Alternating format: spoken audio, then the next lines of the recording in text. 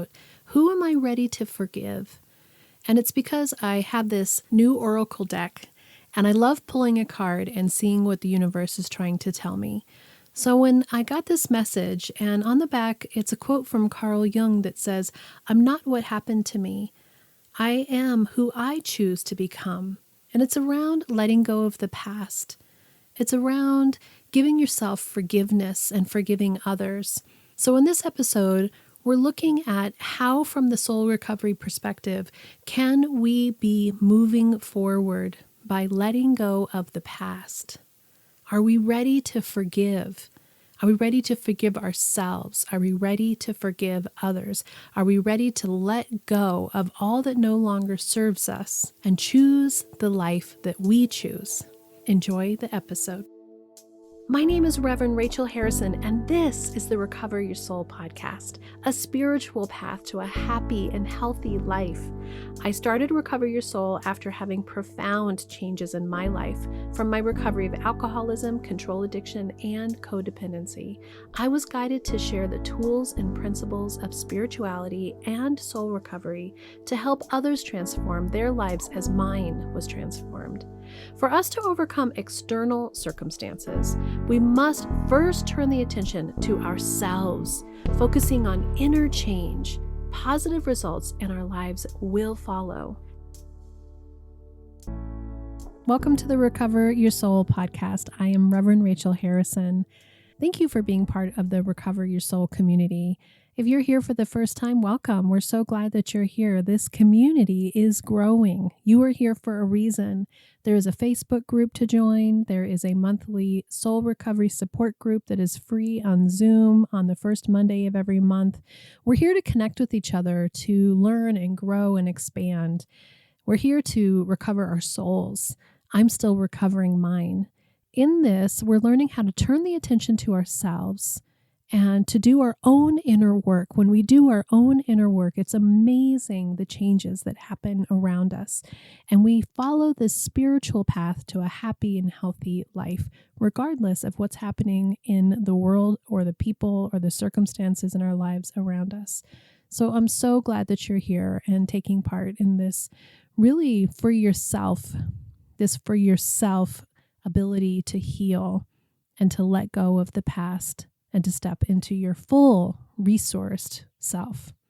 For this episode, I wanted to read out of a new set of oracle cards that I got. And I wanted to do this because I love oracle cards, and I do the tarot, which some people believe in the tarot, some people don't. I just believe that we are connected to something greater than ourselves. And whatever that is for you is what it is for you. I'm not here to tell you what your spiritual life should be.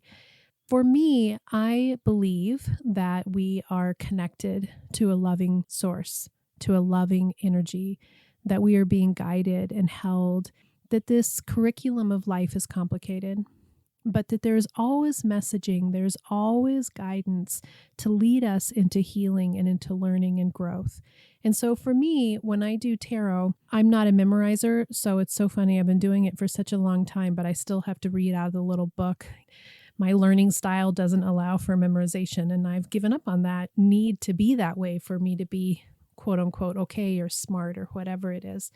So I get my tarot cards out, or I get my oracle cards out, and I use them as a way to connect with myself, that our minds can be so busy and so crazy, and that if I don't take the time to slow down, I love journaling. If you've listened to the podcast, you know I love journaling. And to ask guidance. Even in the New Testament, Jesus says that you ask and you receive. We forget that we need to ask. There are people that believe that the angels are there for us, but that we must ask for their help. We must ask for the guidance of spirit. So for me, these oracle decks or these tarot cards or whatever it is that you like to use to give yourself these messages, some people like doing numbers. When I see a 111 or a bunch of ones, that means something to me. That means that I'm on the track. That means that I'm getting the guidance that I need. And it's just a way to tune in and be present in the moment. So with all of that, I recently got a oracle deck called Soul Truth. self-awareness card deck. I love it because you just pull a card and then it has what you're supposed to get out of it. And on the back, it actually has what you're going to do about it. So I pulled this card and it said, "Who am I ready to forgive? Who am I ready to forgive?" And I thought that was so beautiful because it really goes along with soul recovery, that the foundation of our inner self healing is the willingness to release, to discharge the energy, the pain, the attachment, the suffering that comes from the attachment to our stories, to our past, to our history, to our old patterns, to our beliefs. And that is surrounded by the need to forgive. And generally, it's surrounded by the need to forgive ourselves first, and then to forgive others. So on the back, it has a quote from Carl Jung, the famous psychiatrist, and it says, "I'm not what happened to me. I am who I choose to become. I am not what happened to me. I am who I choose to become." And again, this is a foundational piece of soul recovery that many of you have come through the doors to soul recovery through addiction, either being an addict or because you have someone in life who is an addict. Even if you didn't have addiction, there's dysfunction, there's the mess of childhood, there's the pain of childhood. And all of that says, what happened to me? And many of us spend our lifetimes crawling, clawing our way out of that hole that we believe that we need to live in. That darkness, that belief that what we were told as children, that what we believed and learned as our ways to survive are the truth of who we are. This amazing thing that happened when Carl Jung started looking at psychology and started looking at our psyche, and this was not that long ago. You know, it just blows my mind what's happened in the last 100 years. I am not what happened to me. I am who I choose to become. You know, I'm lucky. I'm really lucky, actually. I never had any sexual trauma. I didn't have abuse as a child. There are so many of you that write me emails, come to coaching, respond in the Facebook group, that share your stories that just bring so much tenderness and compassion about what we go through as children and what we're working on learning how to step out of. That we are not what happened to us, that we choose who we want to become. But it's not that straightforward. And even though I didn't have those levels of abuse as a child, I still had so many scars, so many difficulties. And recently I've been feeling lonely, actually. I've been feeling the lack of community here physically in my being. I'm so filled up with the soul recovery community. And yet it's different being the leader of the community versus being part of the community. Even though, as you know, we are doing this together. I am not perfect. I haven't figured it all out. Part of, I think, why I resonate with so many of you is because I'm on this journey too. I'm still figuring it out. I'm still learning. But the changes that have happened in me are so profound. And my inner peace is so strong when there wasn't any. When I had so much anxiety and so much sadness and even desires to not live any longer. And I don't feel that way anymore. But what I do recognize, having come out of being an addict myself, and so having patterns and ways that I was living my life that were around drinking as my way of socializing, as my way of having fun and connecting with friends. You know, it's summer, so what do? You know, I want to go out and hang out with people. Everybody wants to go out to the bars and sit outside and have drinks. And that just doesn't appeal to me anymore. And even though I could go be with the people that I used to have drinks with, it's interesting how the conversations just don't appeal to you on the same way that they used to when you were one of the drinkers. And then I also recently left my spiritual community, which was a really big deal for me. I had been attending that church for over 20 years, 24 years actually. I had to make a decision for myself that I loved the people that were there and I had such strong bonds and friendships. But as a spiritual community, it just wasn't aligned with me and providing me the spiritual food that I needed. And that was a big deal to leave that community. I also now don't work someplace where I'm surrounded by a bunch of people. For 9 years, I worked at the home care agency where I was the office manager, and it was tons of people every single day in and out of that office and on the phone. It was such interactions with people. And now I live a very peaceful, amazing, quiet life with just me and Rich, with the kids off in California, grown up and doing their own thing. And my friendship circle changed in the pandemic. We changed how we do things, who we hang out with, where our energies go, really. And we're coming back and trying to figure out, how do we connect with people? What does that all look like? And I also recognize that as an only child, there is still the belief in me that my pain belief says I'm safer by myself, that I'm safer alone. And that's a part of me that I am not what happened to me. I am not the person who got ridiculed as a child and ostracized as a child and teased so mercilessly as a little kid, being this kind of awkward, strange kid, and didn't really have deep friendships until junior high and high school. That really was alone and lonely. And so I've been observing myself lately in the part that says, what do I need to forgive? Who am I ready to forgive? What's going on with me? When we're having emotions that come up, they're telling us something. So for me to just push down and say, it's the weather's been cloudy, it's been rainy, you don't feel as cheerful when it's not sunny. What I'm really wanting to recognize, because I'm in soul recovery too, is, what is that part of me that is feeling tender? What is that part of me that is questioning things, that feels lonely, that isn't sure about how to be out in the world? As a spiritual coach, I can support you on your path to make deep and real changes that will bring you a life of peace, happiness, connection, and abundance. Visit the website recoveryoursoul.net to book coaching sessions, read the blog, listen to some of my original music, and subscribe to receive email updates. I think of Recover Your Soul as a community. Follow us on social media, join the private Facebook group, and even our monthly soul recovery support group on Zoom to support each other and connect. For an extra episode each week, become a Patreon member or subscribe on Apple Podcasts. If these episodes are helping you in any way and you want to donate, you want to really figure out, how can I support this community and recover your soul, please look at the show notes below.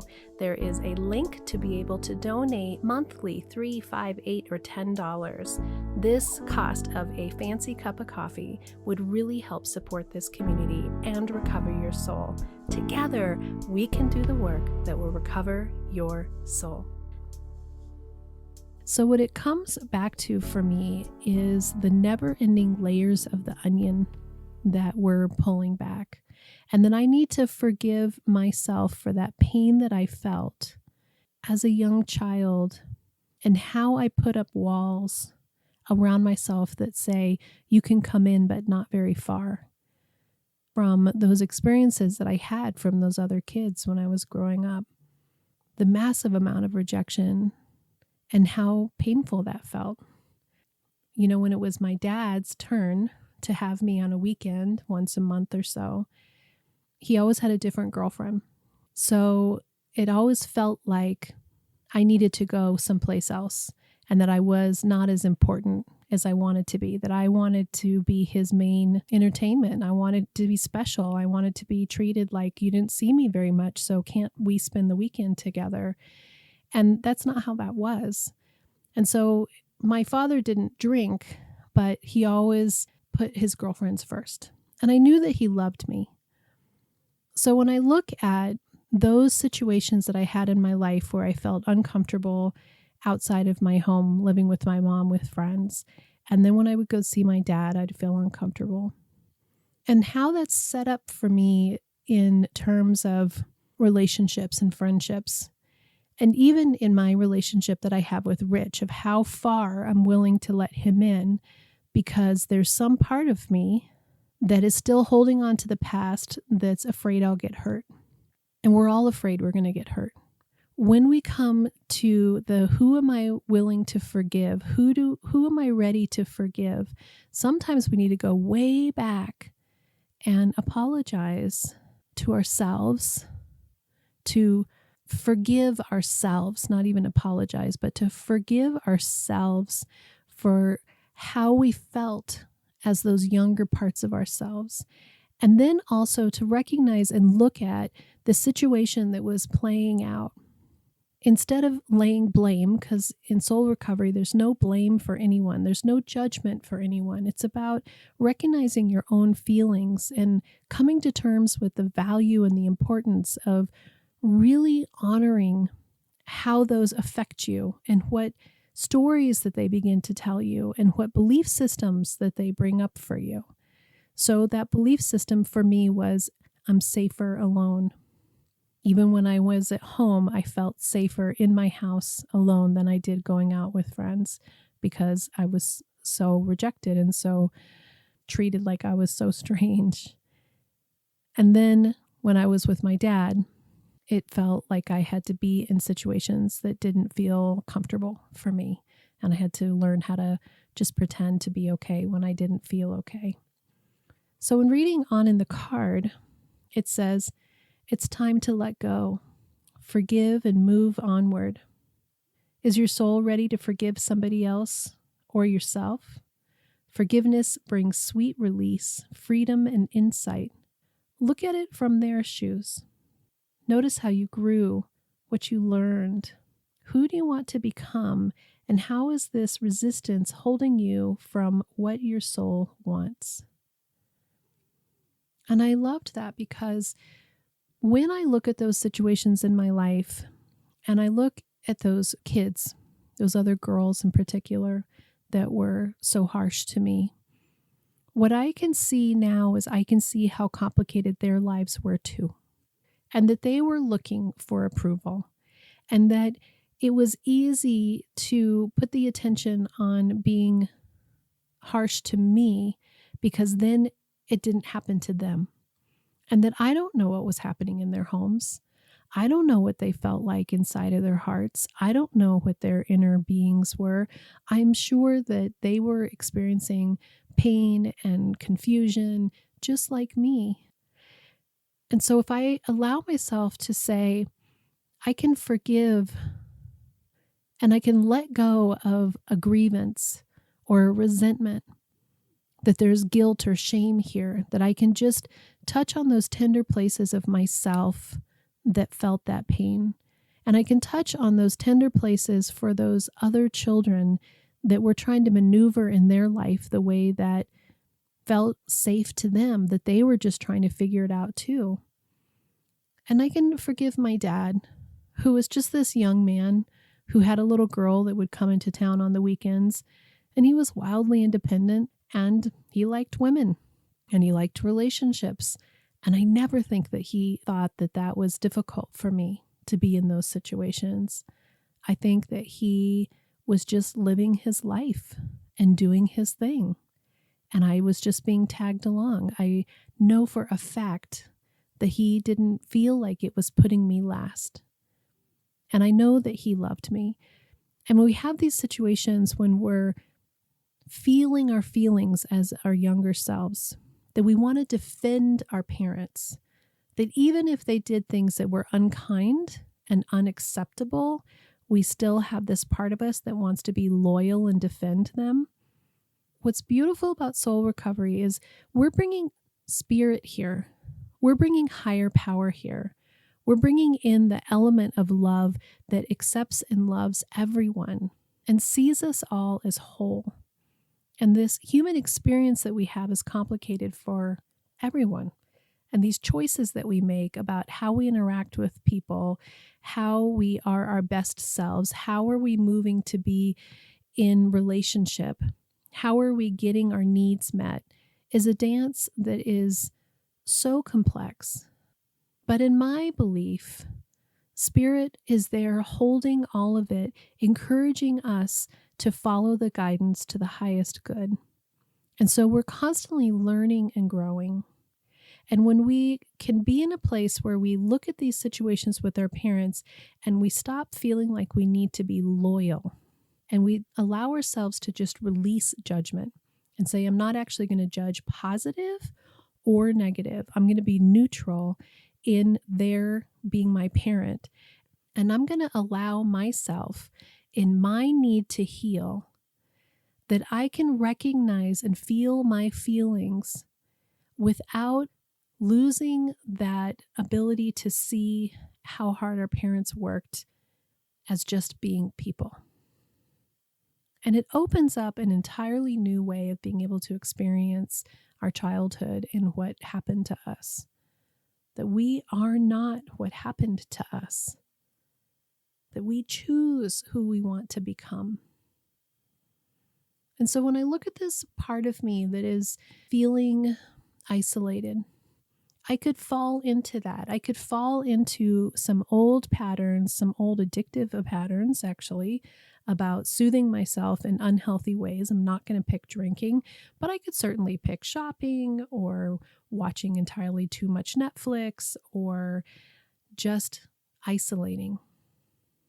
But I'm not going to do that because I want to forgive myself for that part of me that's afraid. That part of me that's afraid to go out and make new friends. That part of me that's afraid to step into the unknown because the unknown has always been hard for me. But I can do it. And in that, there's a freedom that comes that's about allowing all of it just to be part of my journey. And that includes the hurts. And it includes the complications. And it includes my desire to want to control and have certainty. It includes the part that wants to not have to step out on that line and put myself out there.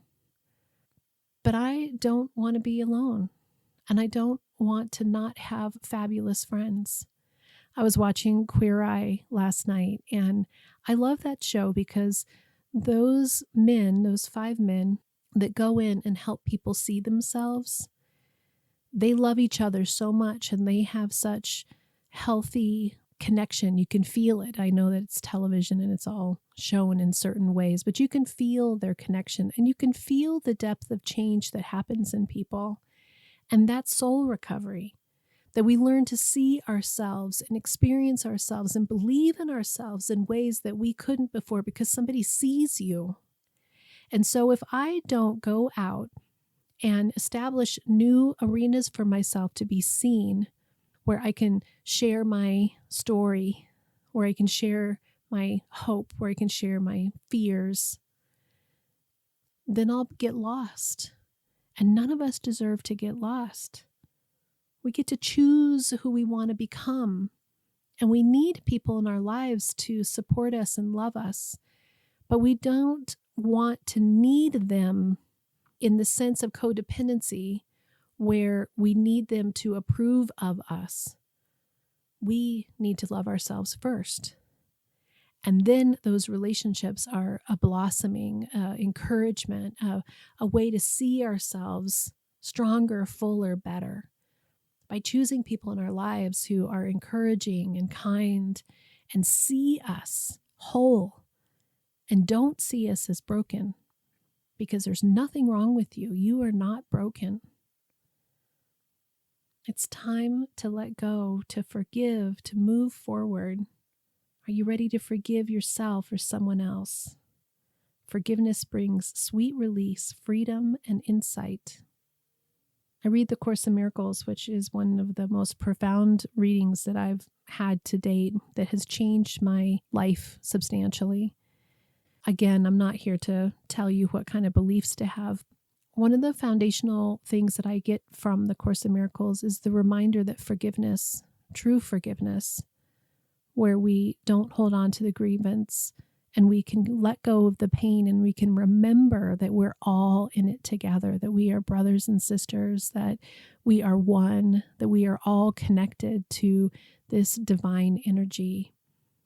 When we can remember that and we can let go of the need for someone to be wrong and we can let go of guilt, there is a freedom and a peace that is what we're all looking for. But it means that we personally have to be the one to choose to let go and accept and be present and to not control. We have to be the ones to say, what happened to me is not who I am. I choose to be me. I choose love. I choose forgiveness. So, thank you for listening to this oracle reading, Who Am I Ready to Forgive? And my working through what's going on in my life right now, forgiving myself and looking at this part of my life that's happening. As a reminder, if you want support on this kind of work, that's what Soul Recovery is, working with me on spiritual coaching. It's amazing how quickly people change their perspective and have those insights and those growths and those ways of being seen and changing how you feel in such short periods of time and working together. It's not a long-term commitment. It's not intended to be a long-term commitment. This is coaching. So you pick what you want to do and we coach it. We get it going. Thank you for being part of this community. Thank you for being part of my life. I appreciate each and every one of you. Until next time, namaste.